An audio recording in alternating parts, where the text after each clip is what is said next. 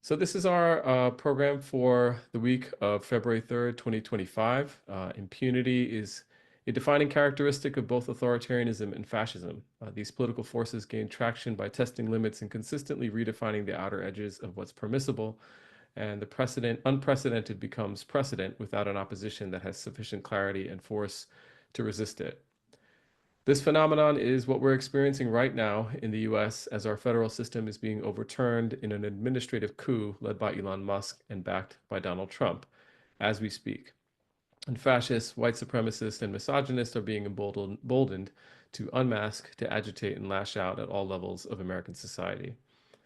In a powerful analytical piece in the Boston Review this week, legal scholar and friend and guest of the PSA's Noura Erakat cites Aimé César's discourse on colonialism, in which he coined the term the boomerang effect, to describe how violence in the colonized world makes its way back into the heart of empire. Quote, "Today we are living the latest chapter in this story," she writes, "and the boomerang has come hurtling back with astonishing speed." Erakat points to the U.S. enabling and abetting genocide and violently suppressing and repressing Palestinian resistance under the sanction of both Democrats and Republicans alike. She says it's clearing a neat path for the second Trump administration, which will not only intensify the crackdown on Palestinians and the Palestinian Solidarity Movement, but expand the federal police power to repress social movements across the United States. She asks, quote, "Should we be surprised that, after such gruesome crimes that have been committed in our name, fascism has found fertile ground here at home?" Palestine has always been central to the kind of state repression that gives rise to authoritarian and fascistic conditions here in the United States. And for those who've been watching the PSAs, you might remember that a year ago, we shared the Center for Constitutional Rights white paper on the origins of anti-terrorism laws, which were shaped at their inception and before 9/11, specifically by anti-Palestinian agendas. Zionism and white supremacist Christian nationalism have been mutually reinforcing each other over many decades, paradoxical as that might seem, and the violence and state repression of Israel is bound up in the violence and state repression of the United States. So it's not surprising that, as Erakat explains, that Trump's national security advisor, Michael Walls, not only, quote, expressed alignment with the Biden administration's murderous Middle East policy, described the pager attack in Lebanon as movie-worthy, and framed college protests, which Biden condemned at every turn, as wind under Hamas's sails. And it's not surprising either, speaking of the pager attack, that a war criminal like Netanyahu was welcomed into the White House this week, brandishing a golden pager as a gift to Donald Trump. Pagers have become a gruesome symbol of fascist, Zionist impunity and violence, something groups like Betar, a revisionist Zionist youth movement with roots going back to Vladimir Jabotinsky and the earliest days of Zionism in Eastern Europe, used to intimidate and harass those in the broader Palestine solidarity struggle, like renowned Jewish anti-Zionist scholar Norman Finkelstein, who has had one shoved in his coat pocket when crossing a street in New York this week. Samer, it's been a week, as the last few have been, and as I said, the word that came to mind this week was impunity. Brazen also comes to mind, but I'm wondering what word might capture the week for you this week. Ooh, there's a lot. It has been a week. I think my word is probably tragedy, both like in the sense of, all of the horrors that this week inflicted on us and our people, but also in like theatrical sense, right? Of the sort of script which we all seem to be following in this really weird moment. And maybe what's some things we can draw from that, but I don't know. Yeah, yeah, I'm sure there's ample words that are of that in that ilk that will describe the next few weeks as well. But Yep. we have a lot to catch up on, including the meeting with Netanyahu and Trump. And so, thanks for joining us again, and we're looking forward to hearing your analysis of what's going on. Thanks, Thomas. Just jumping right in, last week was a really like wonderful moment for me when, in updating our weekly analysis of the death tolls, it went up by only 70, the lowest number it had risen since we've started doing these PSAs. This week, the number went up by 14,000, which was a bit of a gut punch. But basically, what has happened here is that the Gaza Health Ministry has determined that the people who were missing and presumed dead over the past year and a half at this point, with no ability for anyone to find or rescue them after all of this time, are effectively, for all intents and purposes, reasonably presumed dead. And so the death toll, the official death toll, has now gone from 47,000 to 61,000, just shy of 62,000. And there's a good article here about how that death toll was updated. And of course, as we've talked about many times, this is just the official death toll from the direct violence of the Israelis. This does not count all the people who have died from the humanitarian collapse, or medical conditions, or things like that, or the cold, for example. So we'll come back to this in a little bit because Trump dropped a surprising little tidbit about what we can estimate the actual death toll to be. But we'll get to that when we go deep into all the stuff that Trump has done this week. Um, in terms of the situation in Gaza itself, it's not super surprising that at this point, we're almost exactly midway through phase one of the ceasefire deal. We're 20 days in, and there's 21 days left.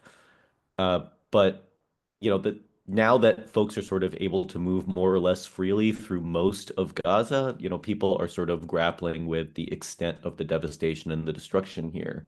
The Not only the sort of collapse of infrastructure, the fact that it's, like destroyed and critically damaged buildings everywhere, but also the unexploded ordnance, the destruction of like roads and other sort of basic, electricity lines and things. That the person that's interviewed in this drop site article said something along the lines of like a nuclear bomb dropped here wouldn't have looked as bad as this looks. Like they wouldn't have caused as much damage as this. And that's just the physical damage. There's a whole other level of psychological damage that I think we really need to start to grapple with as folks are starting to move from this sort of like immediate um, prevention of loss of life into something potentially more long term. Although, again, with the fighting looming around the corner, it's hard for folks to even do that. And I think like when you see all the pictures of what has happened in Gaza and you sort of contend with the fact that the situation there is so entirely like bereft of opportunities for life, like what does that mean? I think it raises some really big questions about the future of the Gaza Strip. Like it has by design, by the design of the Israeli military incursion over the past year and a half, Gaza truly is unlivable. And what can be done about that? And how do we face that in a way that doesn't result in a sort of, trend towards ethnic cleansing and forced displacement, which is, I think, some things we'll grapple with uh, a little bit over the course of these slides. I think it's a big thing that, a lot of us don't want to be thinking about because we're so focused on keeping the violence from getting worse, but it is a question that is now looming very large because of the sort of acceleration that happened this week from the Trump interview. And again, we will get to that. But talking about the ceasefire itself, we are seeing some pretty significant delays on the Israeli side, as we expected there would be. The number of aid trucks coming in is significantly higher than it was before the agreement was signed. You're talking like an order of magnitude more, but according to like what was in the actual agreement, Israel is not abiding by those terms at all. And as far as I've seen, they haven't even given any reasons for not doing it. They're just straight up not doing it. So the agreement, I think, is for 600 trucks per day, of which 300 are supposed to go to the north, and another 50 or so trucks are specified for fuel. And those seem to be the two things in particular that Israel is really pushing back on. So only two-thirds of the agreed upon number of trucks are making it to the north. It's like I think like 4,000 something out of 6,000. Uh, but less than a third of the fuel trucks have actually come in. So there's very, very little fuel going through. And that's in addition to the fact that they're supposed to provide like more long-term tents and not even provide, sorry, just allow to come in, right? International humanitarian agencies are providing them. Long-term tents also not being allowed in, medical equipment not being allowed in, and critically, heavy machinery was supposed to be allowed in to remove the rubble, and none of that has come through. And so, this is sort of causing a set of issues around how even phase one of the ceasefire is supposed to move forward. It seems that Hamas is delaying either the announcement of the release of political prisoners or the actual release of those political prisoners as a response to this. They're saying like Israel's not abiding by their part of the agreement, so we're gonna slow things down until they actually do what they promised that they would do. Israel's response to this has just been Hamas is also violating parts of the ceasefire agreement without, as far as I've seen anywhere, specifying what those violations actually are. So again, this sort of like nonsense talking point designed just to justify their own delaying of the things. And we talked last week, for those of you who were here, that the ceasefire negotiations for phase two, and just to remind folks, phase one is the temporary cessation of hostilities and the exchange of political prisoners, Israel withdrawing from major population centers. Phase two is the beginning of the actual ceasefire, and that's supposed to be when Israel completely withdraws from the Gaza Strip, um, and serious actual reconstruction is allowed to begin. And no, those negotiations were supposed to start this last Monday. Uh, we don't know whether those negotiations have started yet, actually. We do know they didn't start on Monday because on Monday, while Bibi was traveling to the United States, uh, a ceasefire team wasn't even picked by the Israeli government. So Hamas negotiating officials were waiting in Qatar, and Israel didn't even decide who they were sending, let alone send anyone. And since then, just a couple of days ago, Hamas has put out a statement saying negotiations for phase two have begun. Um, but the response from the Israeli government is we have negotiators there working out the details of the rest of phase one, not to discuss phase two. And you can see that in the subtitle of this Times of Israel article here, um, for those of you who are watching. And so it seems again that the Israelis are trying to backtrack any commitments into phase two of this agreement. And the fact that they're already 5 days past the negotiation deadline and may or may not have even begun is obviously a really worrying sign, as was, of course, Netanyahu's statements when he was well, he's still in DC, but when he did that press conference with Trump, and we'll get to that. But he apparently said that, he was conferring with Trump about the ceasefire arrangement. That was one of the reasons stated for the delay. And then, originally had said that they would figure out what they were going to do vis-a-vis phase two when Netanyahu got back. And he was supposed to return yesterday, but decided to extend his trip through to Saturday because, according to him, so many people wanted to meet with him. So he's been doing like congressional meetings for the past couple of days. So maybe we'll find out more about whether phase two, well, whether Israel is actually going to do anything as it relates to phase two by the end of the weekend when he goes back. But as of now, Trump is still palling around in DC, meeting with various lawmakers, Republicans and Democrats, obviously.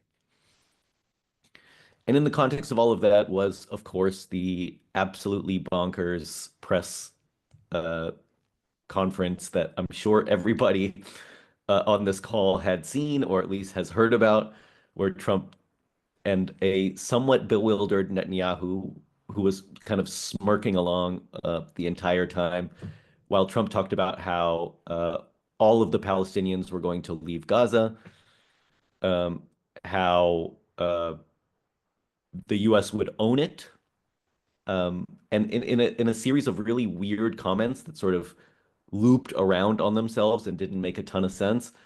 But in a very typical fashion, the media really glommed onto, of course, this sort of like big bombastic statement that Trump makes, and in so doing, misses a lot of the other things that came out over the course of that press conference that I think are actually really important, um, and tell us a little bit more about like actual things that are happening, which is not to say that this threat of forced displacement isn't a concern for all of us. But before I get to some of that stuff, I want to talk about a couple of the other things that Trump said at this press conference that I think are really important. One, he mentioned offhandedly, he said something along the lines of like 1.8 million Palestinians need to be relocated out of the Gaza Strip. And like that is a very specific number, and it's very clear that he got that number from somewhere. And so I think we can reasonably assume, based on him throwing that out, that the US and Israeli intelligence assessments of the number of people that are in Gaza right now is 1.8 million. And just to say, he had originally said like a week ago 1.5 million, and then in this press conference he said 1.8 million, like a more specific number. I feel like maybe the previous time he was rounding, and this time he was giving a more specific number. And 1.8 million, frankly, makes sense in a way that is honestly a little bit nightmarish to really think through. If about 100 to 150,000 Palestinians have left Gaza, and there are a total of somewhere between 2.1 and 2.2 million Palestinians in Gaza back in 2023, then we're talking about an actual death toll, if you think about the number of people who have died, of around 300,000 or like 200 something thousand.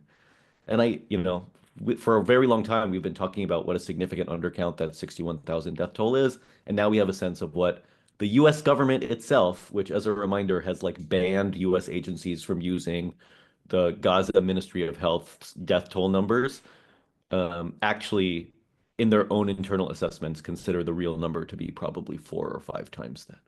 So that really tells us something quite bone chilling, frankly. And the fact that, we can always kind of count on Trump to sort of spit out things that he's not supposed to say publicly. So there's something there. The other big thing that Trump mentioned that not a lot of folks were talking about was a sort of off the cuff comment about what's happening in the West Bank, and saying that the US's um, position on the Israeli like occupation of the West Bank generally, but also like what's going on in Jenin and stuff right now, would be like clarified within the next 4 weeks. He said expect an announcement within the next 4 weeks about the U.S. position on the West Bank, which I can really only interpret as something that's going to be close to U.S. recognition of the annexation of the West Bank. So those really slipped under the radar, I think, because everyone focused on the kind of top line, absolutely bonkers things that Trump was saying about both owning Gaza and kicking out the entire population of Gaza, of course. But those other things do deserve some thought. Like, it's often the case, right, that Trump says something really bombastic and then there's stuff right below it that we really need to actually act on pretty quickly. And I think those two, among some other stuff, are pretty high up there for me. But moving into the mass displacement, we're going to own Gaza plan, because as absurd as it is, um, you know, there's clearly something here, and it's not really clear what that something is. The number of contradictions that have come out from the White House just in the past 3 days is a little bit dizzying. You've got, like, in his original press statement, Trump said something along the lines of how, the US wouldn't be paying for the reconstruction of Gaza. The UAE and Saudi, right, presumably are footing the bill, and they're footing the bill for the reconstruction of Gaza for the US to own it and turn it into like coastal real estate. Just doesn't make any kind of sense. And later said like, yeah, the US will like help pay for reconstruction, like basically looped in on himself. Also said in the press conference that if necessary, US troops would be on the ground to enforce the sort of, colonial capture of Gaza for the United States. And then obviously with the giant pushback against that, not only from sort of left folks, but also within the MAGA movement itself, clarified saying, no, US troops won't go on the ground. And then the other big clarification was,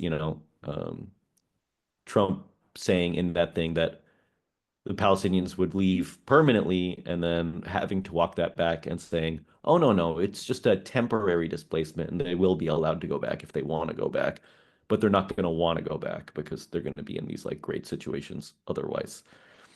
Um, I like, it's it seems to me that we can interpret this. First of all, it seems like Trump just sort of came up with the idea in his meeting with Netanyahu. He's sort of been thinking about it for a few weeks, to the extent that Trump ever thinks about a single thought for a protracted period of time. But I think supposedly he surprised everybody with this statement. And so I don't know how baked this is into an actual strategy here. Nevertheless, I think like it is causing all of these ripple effects that we really do need to contend with. Um, And the idea, like Trump is very keen on the idea of kicking out 1.8 million Palestinians or however many are actually there. But no one seems to be willing to be party to this, other than, of course, the Israelis who have been pushing for this the entire time. Immediately, you were seeing statements, very surprisingly strong statements, frankly, from Egypt and Jordan saying absolutely not.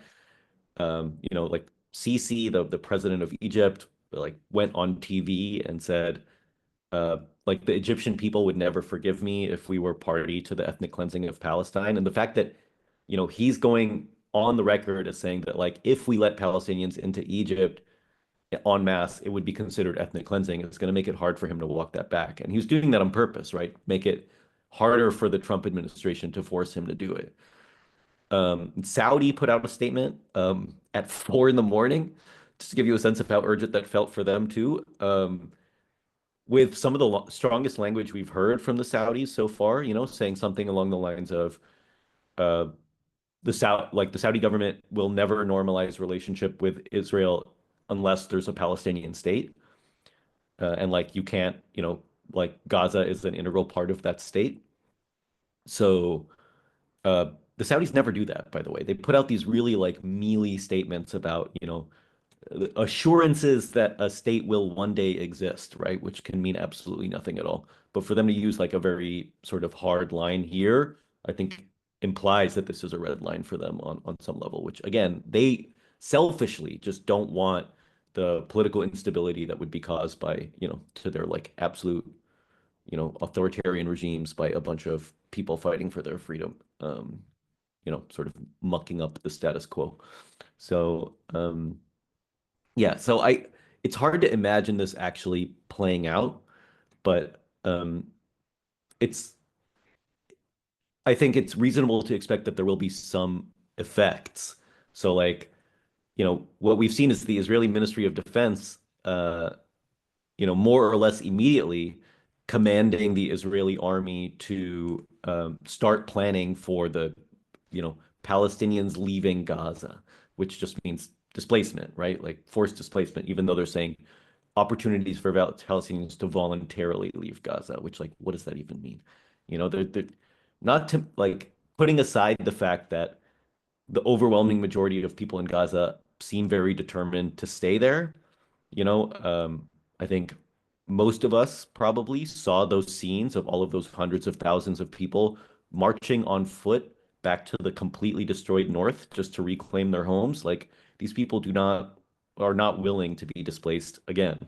And even if they were, right, there is nowhere for them to go. So the idea of that feels really hard to actually materialize. Nevertheless, what the Israeli military will be doing with these like preparations for displacement is really concerning. And so that's something we obviously need to keep an eye on. And it's obvious that Trump isn't done with this plan. So, I think he floated it out there to see what the public reaction would be. The public reaction was extremely negative, which is good. Like we need that, right? It's really important that that sort of line continues to be held, because otherwise, if there was less global outrage over this, he'd probably be taking more steps to implement it right now. So now they're probably rejiggering that plan to figure out what's actually possible. And I'm sure that both the Israeli and U.S. administrations are working on figuring out a way to at least remove as many Palestinians as they can, if not the entire population. So what that'll actually look like is something that's hard to say now, but it's really incumbent on all of us to make that calculation as costly as possible for them. And this is really the moment to do that by pushing anyone that like can be pushed on this immediately.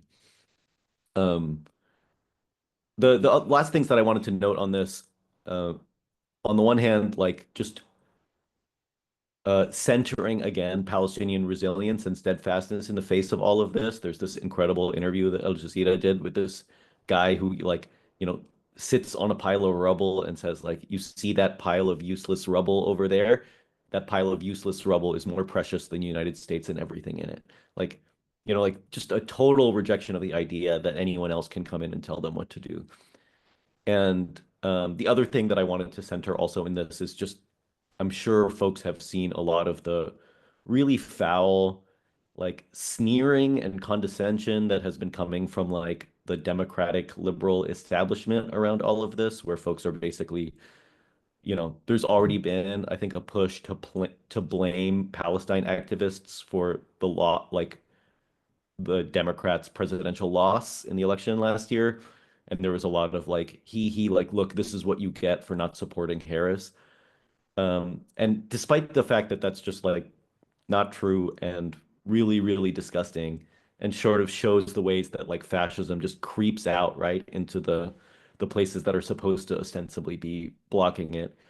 Um, it fails to recognize the fact that this plan for the displacement of Palestinians was formulated with Biden, right? Like Biden pushed for Egypt and Jordan to take Palestinians out of Gaza back in October of 2023. They just wouldn't do it.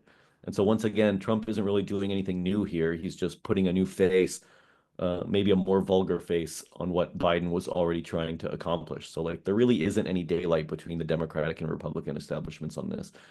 Um, and so all of that sneering condescension, I think, really basically means nothing at all. But a reminder, right, of how far the liberal establishment is from like what actually needs to be done right now. So, moving out of Gaza to the West Bank, we've talked quite a bit about this Operation Iron Wall. So there isn't much new to say here other than the same sort of thing is still happening and accelerating. Folks may have seen uh, the video of those 23 buildings in Jenin being demolished simultaneously this last weekend. And that sort of like, direct attack on basic infrastructure is something that really is right out of the Gaza playbook. What they're doing appears to be, sending in these armed forces that cut up the camps into separate divisions and then like, forcing people into specific areas, mass displacement, all of this as, should sound extremely familiar to you because this is the exact Gaza playbook. And I think two things that are worth thinking about here. One, it's also like the Gaza playbook in the sense that you see a lot of sort of like tactical operational moves, but you're not really seeing any strategy, right? Like they're not really accomplishing anything other than like widespread destruction and death. And you could say that that's the plan, and that is clearly a plan, but that isn't really a strategy, right? And like as we saw in Gaza, as soon as the IDF withdrew, the forces that they were ostensibly trying to destroy just popped right back out. And so like this isn't really a long-term effective way of doing anything other than causing a lot of harm and misery. And then the second thing I think we need to think about here is why? Like what is to the extent that they're doing this without any clear strategy in mind, like what is the outcome that they're working towards?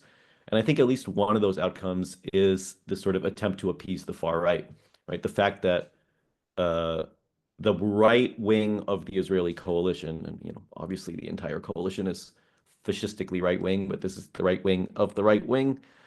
Um, they were so upset about the ceasefire arrangement, particularly, seeing like Hamas basically come back out and retake control of the entire Gaza Strip, that this might be a way of being like, no, no, look, we're still like killing Palestinians, just we're doing it in a different place. Um, but it doesn't seem to be appeasing the right wing, so I think that attempt is failing, and the failure of that attempt might explain some of the reticence for things to continue into phase two of the ceasefire in Gaza.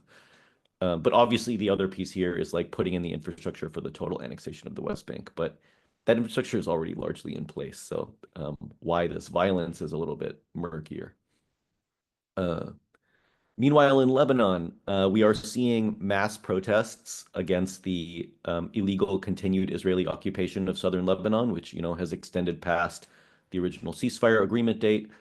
That extension is also coming to a close pretty soon, but what you're seeing in the meantime is, thousands of Lebanese folks basically in these like sit-in encampment protests right outside of their villages, basically demanding to be able to return to their homes.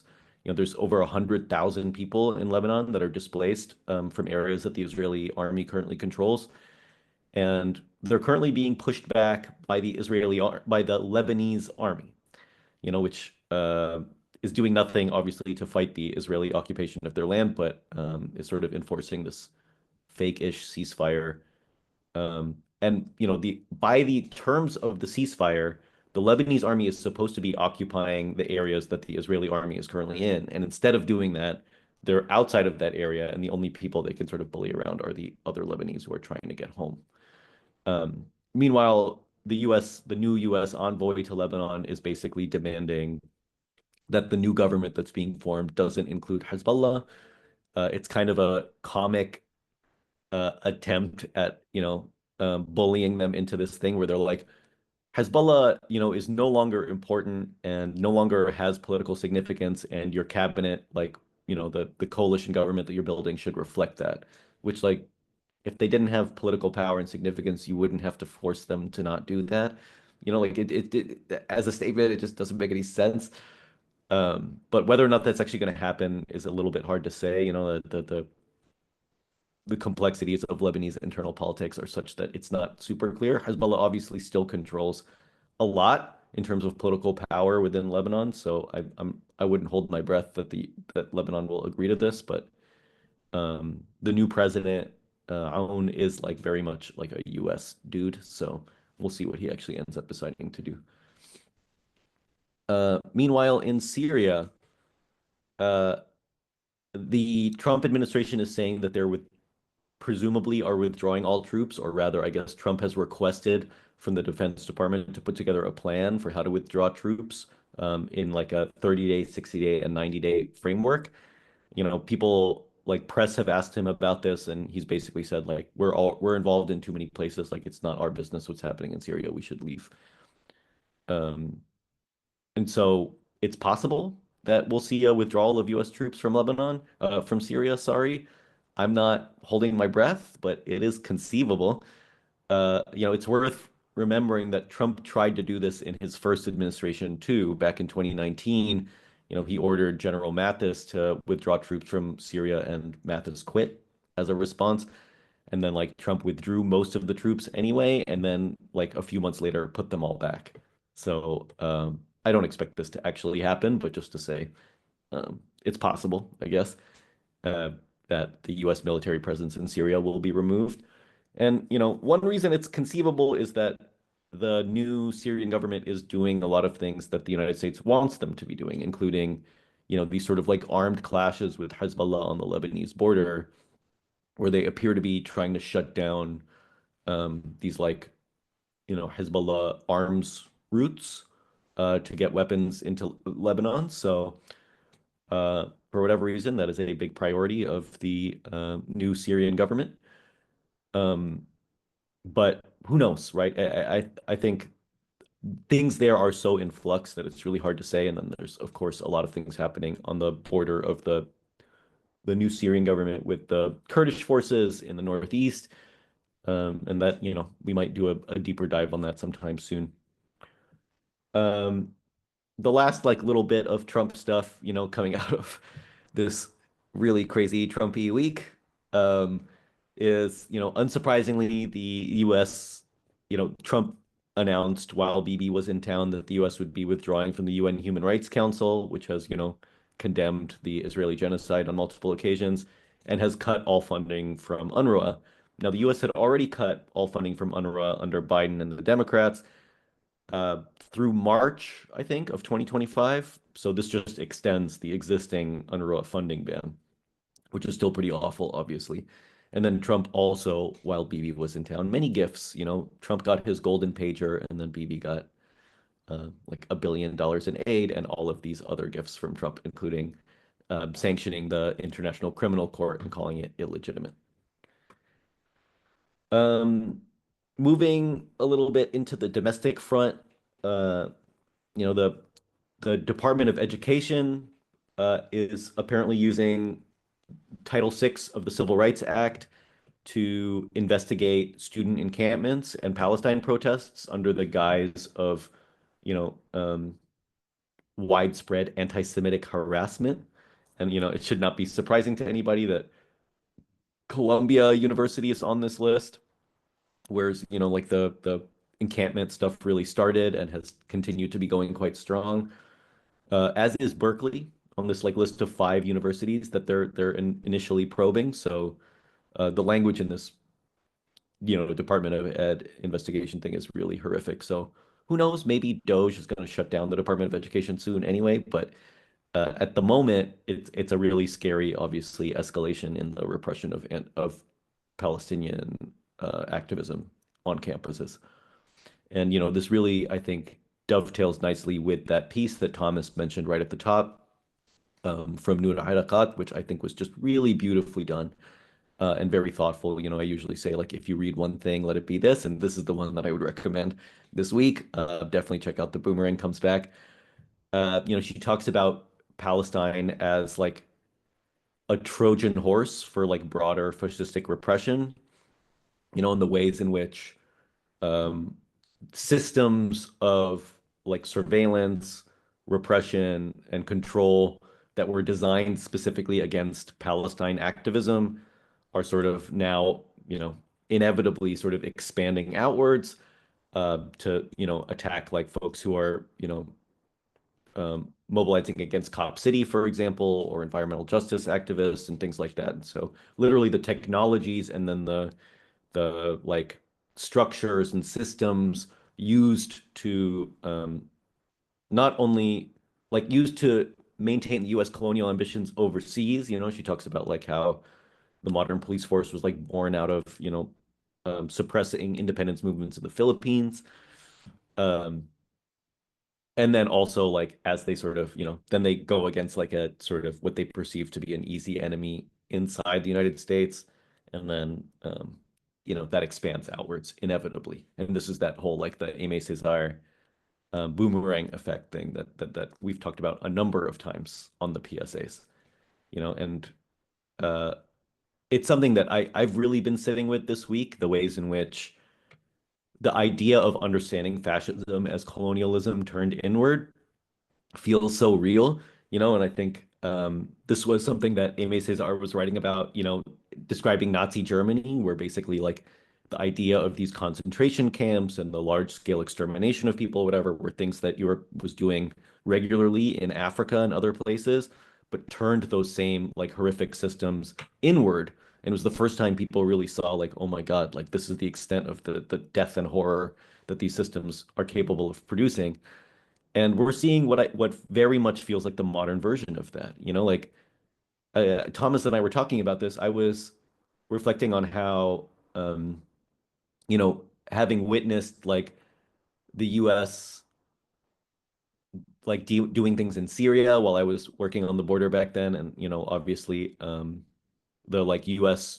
invasion and control of Iraq as like the modern version of colonialism, and a big part of that was seeing how when the US government took over Iraq, uh, they basically left the functioning of the state to a bunch of like wildly unqualified 20-something zealots who like designed like the new constitution and the waste management systems and whatever. And it's wild seeing that stuff happen now within the United States itself, right? Like the modern versions of what colonialism looks like are really coming home to roost.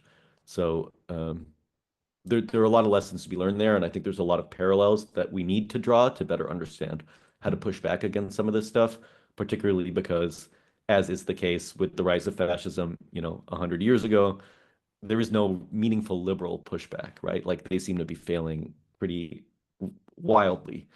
And, we can see, for example, Ken Martin, the new chair of the Democratic Party, has gone out of his way to talk about how um, you know, uh, campus Palestine encampments are anti-Semitic, and the phrase "from the river to the sea" is an extremist thing, and yada yada. So that's the new head of the Democratic Party. Great, thank you, Ken Martin. Um, Meanwhile, our favorite Democratic Senator John Fetterman has come out in support of the American occupation of Gaza after Trump said that. I think it's only a matter of time now before Fetterman comes out as a Republican, frankly. But like that's the level of resistance you're seeing from like the kind of, you know, leaders of the Democratic Party who are ostensibly supposed to be the bastions against the right-wing fascist takeover of this country who are doing nothing at all. And meanwhile, like the ostensible civil rights organizations like the Anti-Defamation League, after Trump appointed this guy, Darren Beatty, uh, to a higher position. He tried to put him in his first administration, and the ADL came out pretty strongly against him, saying this guy is like a anti-Semite and a racist and a white nationalist. When Trump renominated him this time around, the ADL took the page down talking about him. So like making sure that there wasn't evidence online of the ADL complaining about this white nationalist. There was a little bit of pushback for this, and then they ended up posting something on Twitter. But like the fact that they took down an entire page on the ADL devoted to a Trump nominee being a white nationalist, I think tells you a lot about the complicity of organizations like this in the fascist takeover.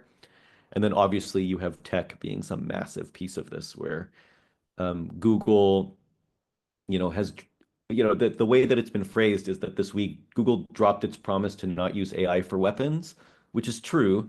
Historically, like Google had some rule about its AI being used for weapon systems, which, it had been violating for years because it's been supporting the Israeli military through Project Nimbus.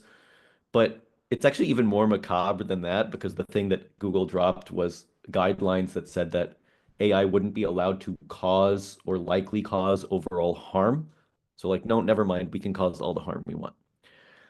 Um, and like the complicity of the tech industry with Israel is like so undeniable. I wanted to note this like idea that obviously the war has been battering Israeli economy, and the only thing keeping it afloat largely is uh, the tech sector in Israel, which is overwhelmingly like things like surveillance systems and monitoring and whatever. So like through contracts, and a lot of them with Gulf countries, frankly, for surveillance systems that are designed by Israeli tech startups. So like why this tech angle is so important in this moment.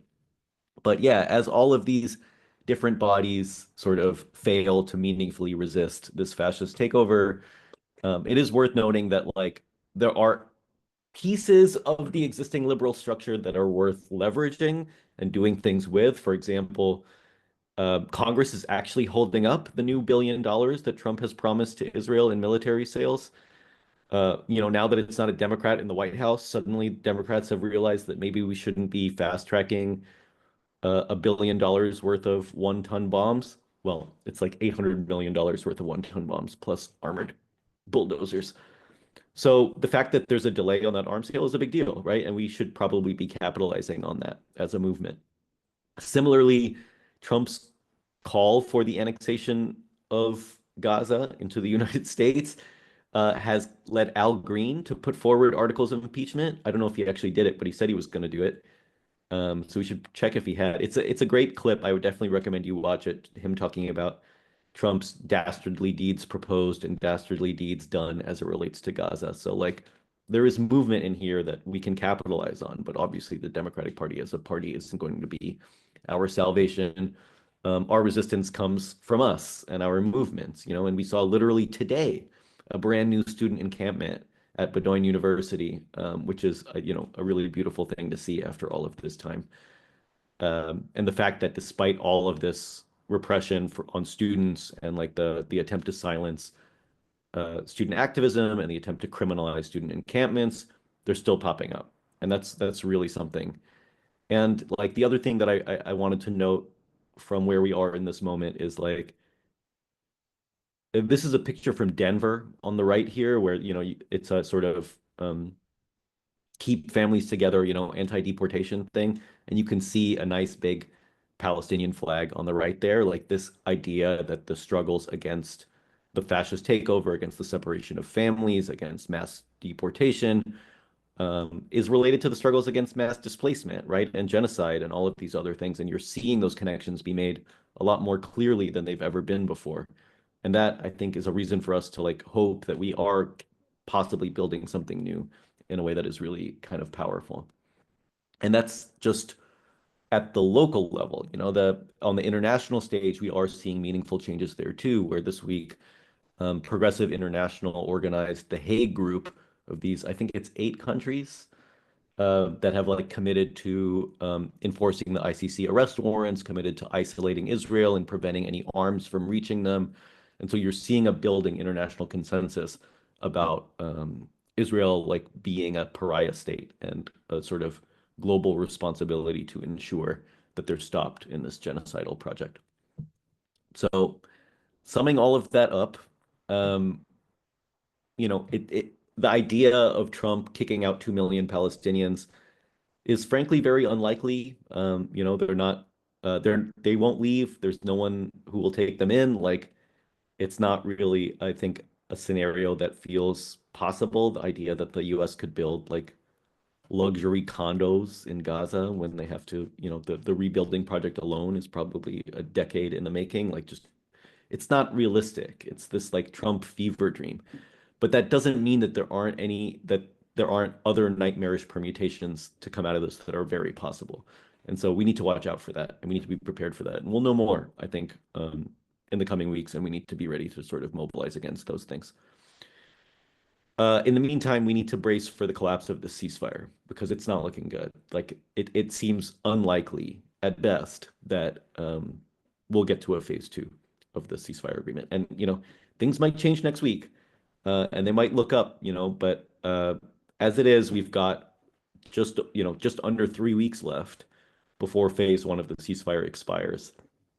And so if there isn't a fully negotiated settlement by then things are going to go back to the way that they were. And if that happens, that's Israel's fault. It is 100% Israel's fault. And that needs to be communicated clearly from now so that when it collapses, the Israelis can't do what they usually do and claim that it's not their fault. And there needs to be like accountability for that, right? And preparation for it. Meanwhile, of course, the siege of the West Bank is accelerating and formal annexation feels imminent. And just to note that that annexation presents both challenges and opportunities. Like obviously, the annexation of the West Bank is a terrible and horrifying thing, and in many ways, it's the de facto reality already. So calling it what it is actually allows us to, at least not waste our time pretending that, like convincing people that Israel is trying to do this or that Israel is like a apartheid state because, um, bringing all those people under like the formal Israeli state, I think will present certain advocacy opportunities, and our communication should be ready around that. And lastly, the Democrats or like liberals generally seem to be unwilling and unable to mount a meaningful defense to this fascist takeover. And so it's on us, right? It's always been on us, and it continues to be on us to connect all those dots and really build a vision for something better. And we do that together by connecting these struggles, um, by operating strategically and like, taking our wins where we can, and not losing hope, right? Not losing hope by what we can accomplish when we do these things together. So closing out, events and actions. There's a virtual conversation with Mohammed Al-Kurd and Robin D.G. Kelly about Mohammed's new book, Perfect Victims, happening on Tuesday, I believe. So you should definitely check that out. Uh, I wanted to highlight AROC Action's campaign tool, messaging your members of Congress about the ethnic cleansing comments in Gaza. Again, as I said earlier, the global outreach around this is really, really critical. So please do sign this and get everyone you know to sign it. If you want to know about other events that are coming up, please check out the AROC calendar at bit.ly/Gaza events. And if you want text updates, please text PSA to 833-633-0604 and check out the PAL Media Tracker for any information on the articles that inform this analysis. You can sign up at palmediatracker.com/signup. I know some folks were having problems receiving those emails, and I hopefully fixed that bug. So if you're still not getting your weekly digests, please let me know. And that'll do it. I got my weekly digest this morning, so it's working. Okay, good sign. Thanks, Samar. Yeah, I mean, just one, I'm really glad for Nora's article this week and want to second your recommendation that folks check it out. Also, I think you and I have talked a lot about this. I think another thing for folks to keep in mind is that not only I think does the Palestine Solidarity Movement instructive of understanding this, boomerang effect, but also I think to the degree that you were pointing out, the resistance movement has made its way into the fighting fascism movement in this period. It's also true that I think we have a lot to learn from the tactics we undertook last year. Some of the local actions and thinking about governing power at the local level as a means of engaging in solidarity work. I think there's a lot there, given how much is happening at the federal level and the sense that people feel a little bit hopeless or powerless, rather, in this moment. I think it's grounding to think about all that has been accomplished in what continues to be a very urgent and needed and active solidarity movement. So, um, more ahead next week. We'll see where we end up in a week's time and what the word of the day is. But thanks for joining us. We'll stick around. Reminder about Monday's event on the sanctuary movement. Please come and join us to learn from some veteran organizers, and we'll be back on Friday for another PSA.